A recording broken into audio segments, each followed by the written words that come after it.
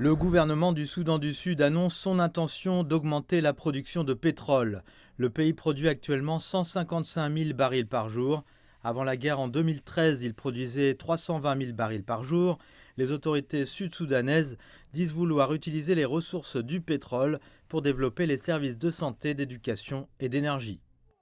Nous aimerions pouvoir être le centre économique de cette partie du monde, en particulier en Afrique orientale et centrale.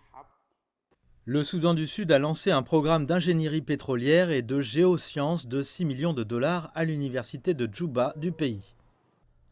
L'université indique que le poste de travail contient des applications pour les géosciences et le pétrole qui peuvent être utilisées pour simuler les puits de pétrole, surveiller et interpréter des données et peuvent également être utilisées pour le renforcement des capacités des travailleurs du pétrole.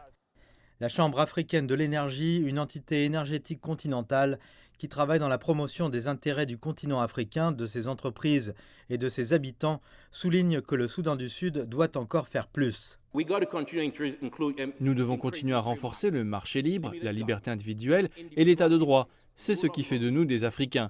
C'est ce qui nous rend meilleurs et c'est ce qui va rendre notre industrie meilleure. En 2018, le gouvernement américain a imposé des sanctions à 15 sociétés pétrolières pour leur implication présumée dans le conflit au Soudan du Sud. Le gouvernement du Soudan du Sud demande maintenant au gouvernement américain de lever les sanctions afin de faciliter les affaires pour ceux qui souhaitent investir dans le secteur pétrolier du pays.